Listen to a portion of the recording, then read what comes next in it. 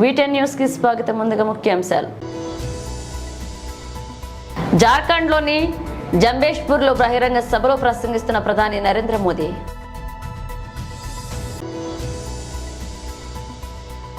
ఖైరతాబాద్ గణేష్ పూజలో పాల్గొన్న మాజీ మంత్రి హరీష్ రావు.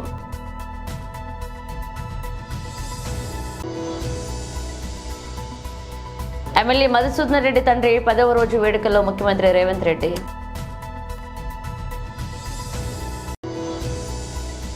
సుధాంశు త్రివేది, శ్రీ వీరేంద్ర సబ్జేవాచే సంయుక్త ప్రెస్ కాన్ఫరెన్స్ ఢిల్లీ. జార్ఖండ్లోని జంషెడ్పూర్లో బహిరంగ సభలో ప్రసంగిస్తున్నారు ప్రధాని నరేంద్ర మోదీ. झारखंड के आप लोगों से मैंने वादा किया था कि आमने सामने आकर बातचीत होगी. जब सुबह मैं रांची पहुंचा तो मौसम ज्यादा खराब हो गया. हेलीकॉप्टर उड़ नहीं सकता था. इसलिए मैंने तय किया कि सड़क के रास्ते ही जमशेदपुर जाऊंगा.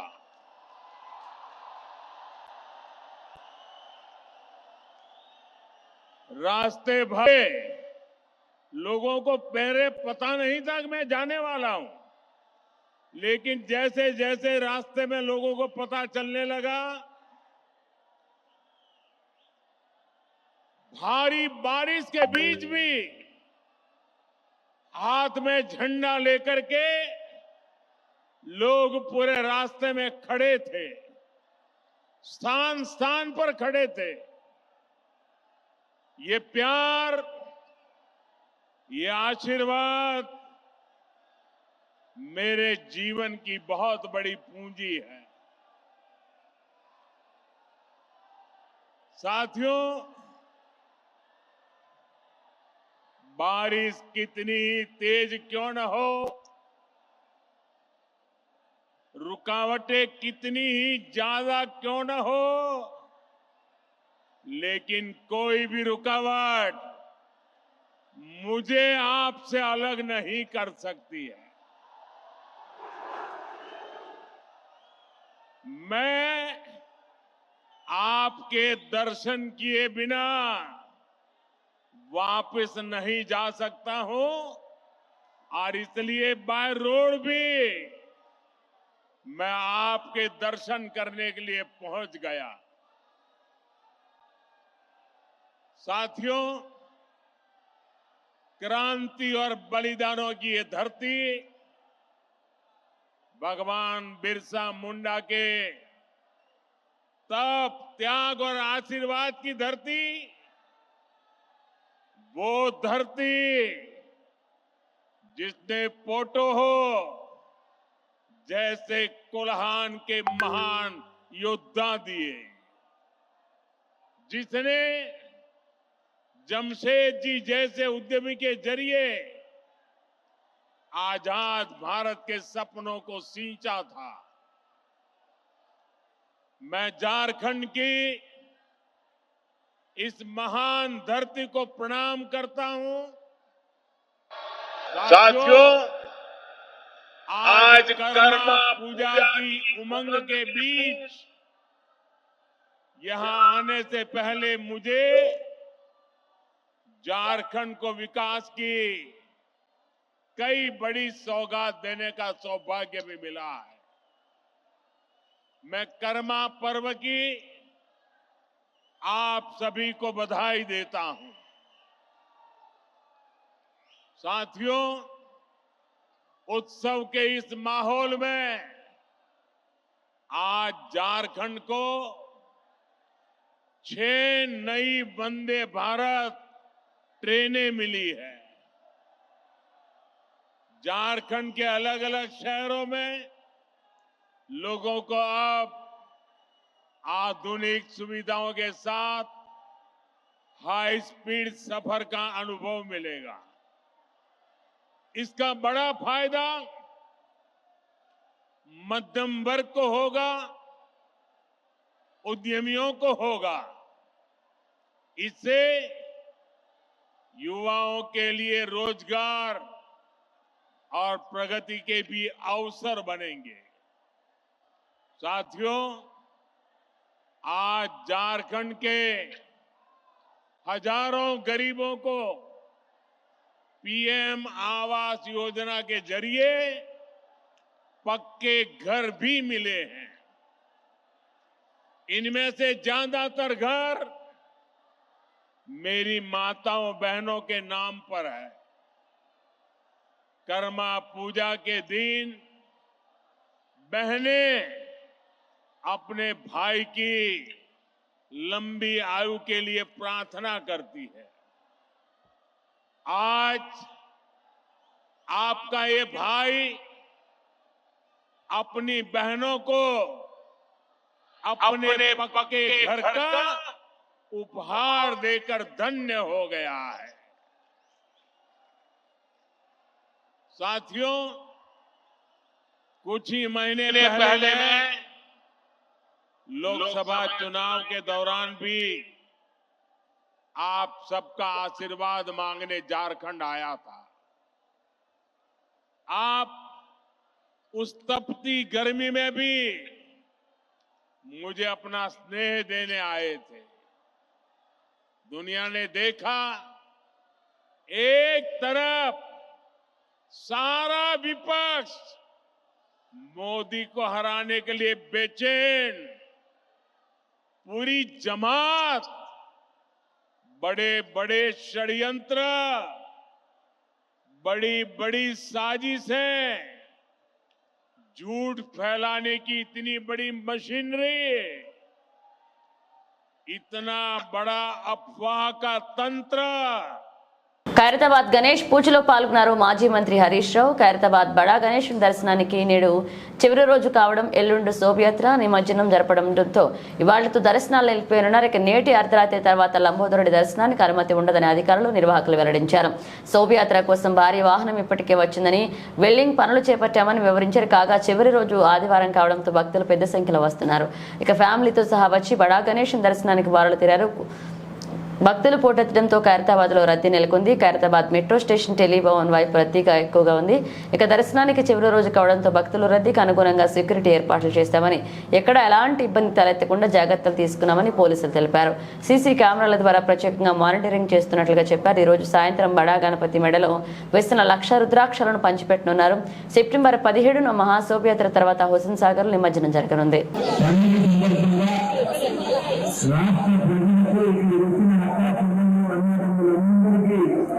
అందరికీ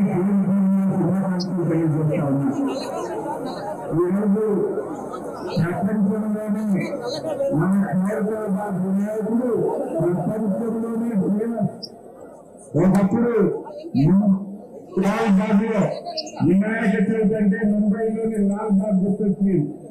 కానీ దేశమంతా అంటున్నది ఒకటే మాట, అది హైదరాబాద్ గణేష్ గణేష్ మహారాజ్ కి జరుగుతుంది.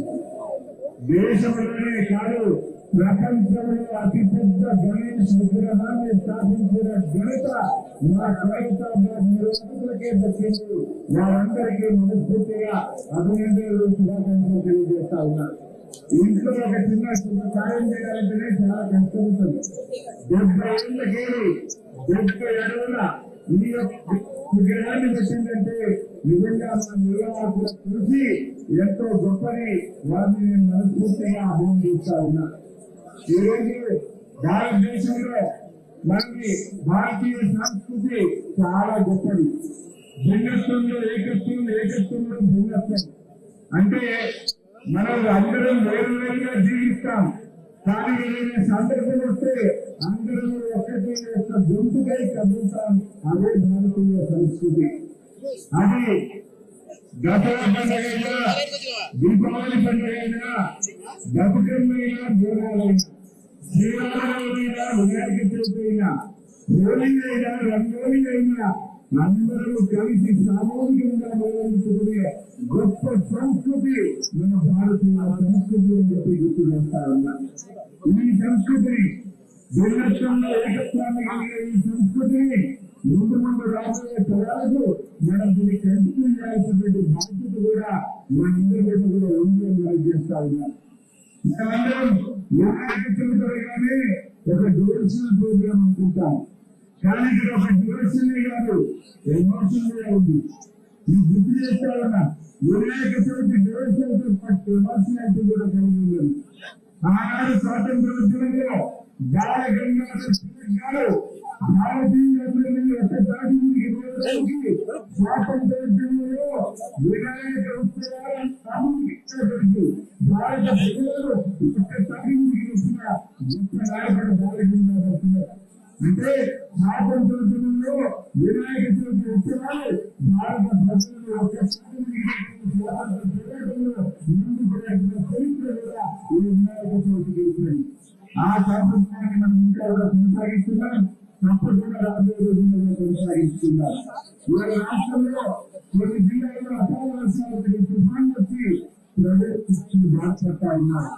ఆ విఘ్నేశ్వరం దాటే ఆ తుఫాన్లో ఇబ్బంది పడ్డ ఆ ప్రజలకు ఢిల్లీలోని ప్రెస్ కాన్ఫరెన్స్ లో పాల్గొన్నారు సుధాంశు త్రివేది, వీరేంద్ర సత్యవాచి సంయుక్త కార్యక్రమంలో ప్రెస్ కాన్ఫరెన్స్ లో మాట్లాడుతున్నారు. भगवान राम के घर आने का जो पर्व है दीपावली, उस पर तो आतिशबाजी में प्रतिबंध है और इनके जेल से घर आने पे आतिशबाजी चलाई जा रही है। तो आप सोचिए कि जिस व्यक्ति का कैरेक्टर और एक्ट इसमें इतना भारी अंतर हो, तो मुझे लगता है तो सारी बात समझी जा सकती है। मुझे लगता है अब उनकी स्थिति ये हो गई है। आपको ध्यान हो, हम लोग 51 में जनसंघ के रूप में बीजेपी बने। आज कितने साल हो गए? 73 साल। आज तक हमने कभी कांग्रेस समझौता नहीं किया। ये कांग्रेस को बेईमान कहकर सत्ता में आए थे, 73 दिन में सरकार बनी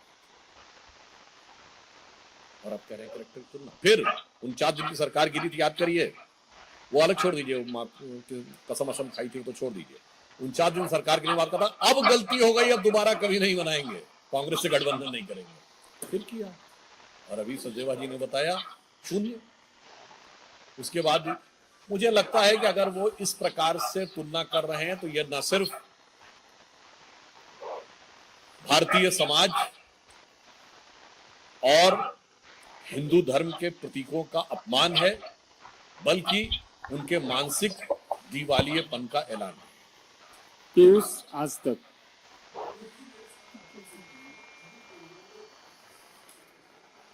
मेरे दिमाग में है।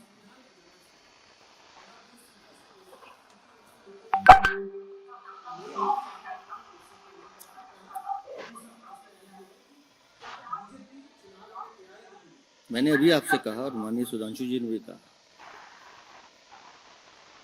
उनका अपना फैसला 3 महीने पहले सुना चुकी है और अरविंद केजरीवाल गली गली उस समय भी घूम रहे थे और वो बार बार एक ही बात कह रहे थे कि अगर आप लोग चाहते हो कि मैं जेल ना जाऊं तो आम आदमी पार्टी को वोट दीजिए। दिल्ली की जनता ने फैसला सुना दिया, इनको जीरो करके भेज दिया। और मैं फिर कह रहा हूँ कि अगर इनमें जरा सी भी नैतिकता है तो ये अपने इस्तीफे की बात ना करें, पूरा का पूरा मंत्रिमंडल इस्तीफा दे, नवंबर में चुनाव होते हैं, आज कराएं। जनता इनको जवाब, मैं बता रहा हूँ, हम कह रहे हैं चुनाव की तैयारी इसलिए कह रहे हैं, हमें पता है कि जनता का दर्द क्या है। पूरी दिल्ली की जनता इनसे निजात चाहती है, इनके भ्रष्टाचार से मुक्ति चाहती है। आनंद पांडे ने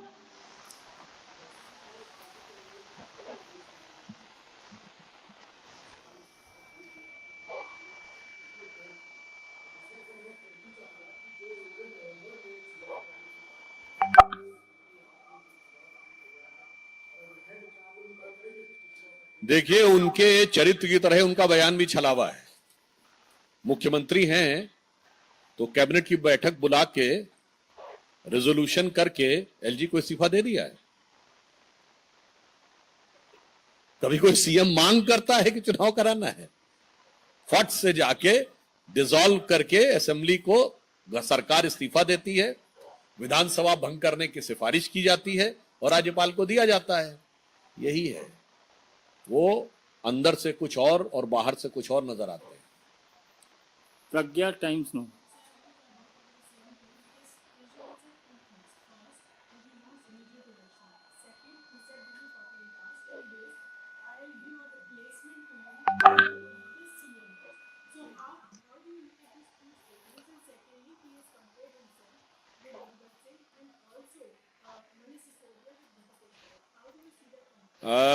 This 48 hours time which he has sought is definitely seen as enshrined in a deep mystery, that for which he is trying to find a replacement or trying to do some placements.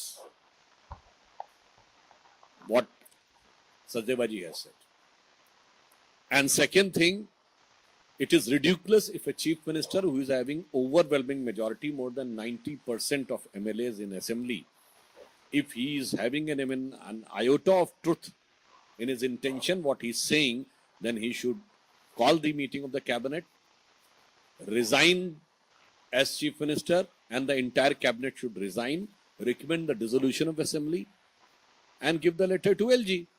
If you are not doing this, it means you are trying to. And as far as comparing himself with the great and legendary Krantikaris like Bhagat Singh and Batukeshwar Dutt, so I would like, ये तो वो लोग हैं जिन्होंने दिल्ली में उन लोगों के साथ जाके हाथ मिलाया था उन वामपंथियों के साथ जिन्होंने भगत सिंह जी के लिए आपत्तिजनक अपमानजनक बातें अपनी किताबों में लिखी हैं। वो जेएनयू ब्रांड लोग जिन्होंने भगत सिंह जी को रिवोल्यूशनरी टेररिस्ट जैसे शब्द लिखे हैं सारे क्रांतिकारियों के लिए, पहले उसके लिए माफी मांगे। उन लोगों का साथ आज भी खड़े हैं। कांग्रेस के दौरे हुकूमत में वो बाकायदा वो किताबें प्रिस्क्राइब रही थी। और सुनिए, 2016 में हमारी सरकार आई थी, पार्लियामेंट में यह विषय उठाया गया कि भगत सिंह जी के लिए ऐसी बात कैसे लिखी जा सकती है। जानते क्या जवाब आया था? माफी नहीं मांगी गई थी, कहा गया था नेक्स्ट एडिशन में वो हटा दिया जाए। ये था उनके साथ खड़े लोग। तो मुझे लगता है మాజీ MLA Gopireddy Srinivasa Reddy press meet లో మాట్లాడారు. అలా చూద్దాం. ఏది కూటమి ప్రభుత్వంలో భాగస్వామి అయ్యుండి కూడా ఎక్కడా కూడా ఒక ప్రయత్నం కూడా చేయకపోవడం చాలా దారుణం. ముఖ్యంగా ఇండియన్ మెడికల్ కౌన్సిల్ పులివెందలకు 50 సీట్లు, అట్లానే పాడేరుకి 50 సీట్లు మేము ఇస్తామని చెప్పి వాళ్ళు అనుమతితో లేఖ రాసిన ఈ ప్రభుత్వం మాకొద్దు, పులివెందల్లో 50 సీట్లు మాకొద్దు, మేము ఈ సంవత్సరం అడ్మిషన్స్ చేయలేమని చెప్పి తిరిగి ఎన్ఎంసీకి నేషనల్ మెడికల్ కౌన్సిల్కి లెటర్ రాయటం అనేది చాలా దారుణమైన అంశం. ఏమిటి మీకు వచ్చిన నష్టం ఏమిటి నేను అడుగుతా ఉన్నాను. ఈ రాష్ట్రంలో నేను కూడా ఒక డాక్టర్గా చదువుకున్నాను. నేను చదువుకున్నప్పుడు ప్రభుత్వ కాలేజీలో 500 ర్యాంక్ రూపు వస్తేనే మెడికల్ కాలేజీలో సీట్ వచ్చేది. ఈరోజు ఆ తర్వాత ఎక్కడ కూడా ప్రభుత్వ మెడికల్ కాలేజీ స్థాపించడం జరగలేదు ఈ రాష్ట్ర చరిత్రలో. ఈ రాష్ట్ర చరిత్రలో దాదాపు 40 సంవత్సరాల నుంచి ఎక్కడ కూడా ఒక్క ప్రభుత్వ మెడికల్ కాలేజీ కూడా స్థాపించడం జరగలేదు. చంద్రబాబు నాయుడు కేవలం తన హాయంలో తన అనుమాయులకి, తనకి ఎవరైతే ఇష్టమైన వాళ్ళందరికీ ప్రైవేట్ మెడికల్ కాలేజీలు కట్టజెప్పాడు తప్ప ప్రభుత్వ మెడికల్ కాలేజీ రాష్ట్రంలో ఎక్కడా కూడా రాకపోవడం చాలా శోచనీయం, చాలా బాధాకరం. ఒక పేద విద్యార్థి ఇవాళ ప్రైవేట్ మెడికల్ కాలేజీలో చదవాలంటే దాదాపు ₹1.5 కోటి ఈరోజు డొనేషన్ అడుగుతా ఉన్నారు. మళ్ళీ దానిపైన సంవత్సరానికి 3 లక్షలు ఫీజు కట్టుకోవాలి. దాదాపు ₹1.5 కోటి 2 కోట్లు ఖర్చు అవుతుంది ఒక్కొక్క విద్యార్థికి. ఎంతో మంది విద్యార్థులు మెడిసిన్ చదువుకోవాలనే ఆశతో తల్లిదండ్రులు కూడా చిన్నవాళ్ళు, మధ్యతరగతి వాళ్ళు ఇవాళ ప్రైవేట్ మెడికల్ కాలేజ్ చదివించాలంటే ఎంత కష్టతరమైన పనో మన అందరికీ తెలిసిన విషయం. అలాంటిది జగన్మోహన్ రెడ్డి గారు 17 కొత్త గవర్నమెంట్ మెడికల్ కాలేజీలు స్థాపించి వాటన్నిటికి ఖర్చు పెట్టి సుమారు 8,500 కోట్ల రూపాయలు దానికి కేటాయించి కొన్ని బ్యాంకు లోన్ల ద్వారా తీసుకొచ్చి కాలేజీలన్నీ కూడా ప్రారంభించి ఒక పేద విద్యార్థి ఒక మెడికల్ ఎడ్యుకేషన్ అందుబాటులోకి తీసుకురావడం. ఈ 17 మెడికల్ కాలేజీ వలన కూడా దాదాపు 2,550 సీట్లు మనకు అందుబాటులోకి వస్తాయి. 2,550 సీట్లు అంటే సంవత్సరానికి 5 మెడికల్ కాలేజ్ చొప్పున వేసుకున్న 750 సీట్లు. గత 5 మెడికల్ కాలేజ్ గత సంవత్సరంలో ప్రారంభించిన 750 సీట్లు వస్తే ఈ సంవత్సరం మళ్ళీ 750 సీట్లకి మనం పర్మిషన్ తీసుకోవచ్చు. ఆ అవకాశం ఉన్నా సరే ఈరోజు ఆ సత్యకుమార్ గారు హెల్త్ మినిస్టర్ గారు మాట్లాడుతున్నారు. మాకు ప్రొఫెసర్స్ లేరు, అసిస్టెంట్ ప్రొఫెసర్స్ లేరు, స్టాఫ్ లేరని. ఈ రాష్ట్ర చరిత్రలో జగన్మోహన్ రెడ్డి గారు 54,000 మందిని మెడికల్ అండ్ ఆరోగ్య శాఖలో రిక్రూట్ చేసుకున్న ఘనత ఒక జగన్మోహన్ రెడ్డి గారు. అంటే 54,000 మంది, ఇందులో డాక్టర్లు దాదాపు 4,800 మంది డాక్టర్లను రిక్రూట్ చేసుకున్నారు. అంటే ఇంతమంది డాక్టర్లు రిక్రూట్ చేసుకున్నా మీరు కొరత ఉందంటే. తెలంగాణ ఉద్యమ నేత బీఆర్ఎస్ నాయకుడు జిట్టా బాలకృష్ణారెడ్డికి బీఆర్ఎస్ వర్కింగ్ ప్రెసిడెంట్ కేటీఆర్ నివాళులర్పించారు. జిట్టా దశదిన కర్మ సంతాప సభకు హాజరైన కేటీఆర్ జిట్టా చిత్రపటానికి పూలమాలలు వేసి నివాళులర్పించారు. అనంతరం బాలకృష్ణారెడ్డి కుటుంబ సభ్యులను పరామర్శించారు.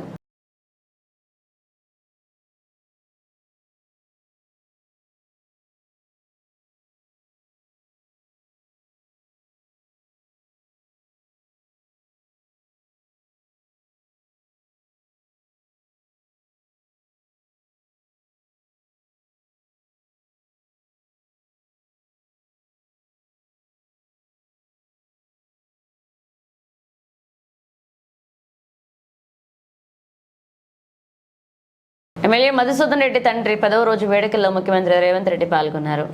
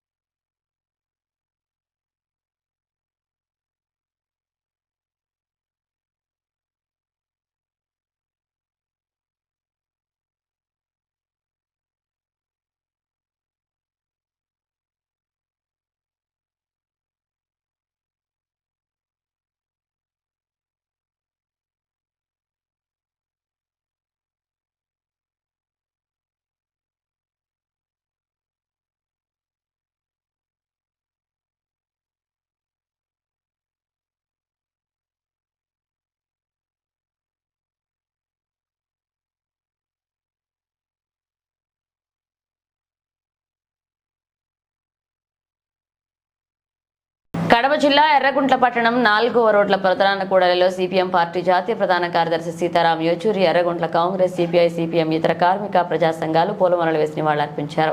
ఈ కార్యక్రమంలో సిపిఎం నాయకులు విపి బయన్న, అన్వేష్, సిపిఐ నాయకులు ఓబుల్ రెడ్డి, కాంగ్రెస్ పార్టీ నాయకులు కృష్ణారెడ్డి, ఓబయ్య, ఆర్డీపీపీ కార్మిక నాయకులు వెన్నపూస సుబ్బారెడ్డి, మైనారిటీ నాయకులు హుస్సేన్ బాషా, అంబేద్కర్ ఫోరం నాయకులు హుస్సేన్ బాషా, మాల మహానాడు నాయకులు రాజు, ఎస్ఎఫ్ఐ మాజీ రాష్ట్ర కమిటీ సభ్యులు జీసీ కులాయిరెడ్డి పాల్గొన్నారు.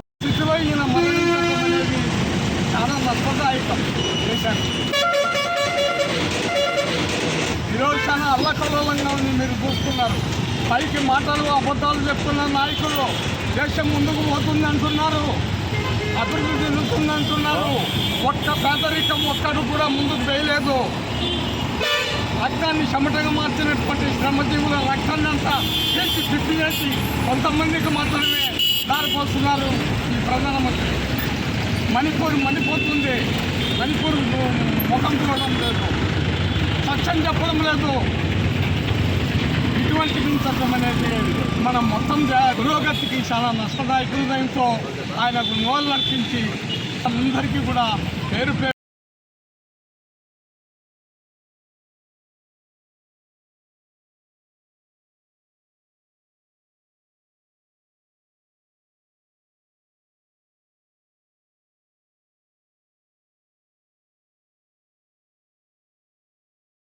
బులెటిన్ ముగించే ముందు హెడ్లైన్స్ మరోసారి. జార్ఖండ్లోని జంబేష్పూర్లో బహిరంగ సభలో ప్రసంగిస్తున్న ప్రధాని నరేంద్ర మోదీ.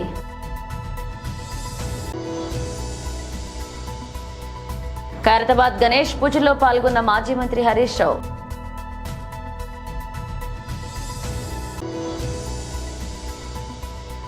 ఎమ్మెల్యే మధుసూదన్ రెడ్డి తండ్రి 10వ రోజు వేడుకల్లో ముఖ్యమంత్రి రేవంత్ రెడ్డి.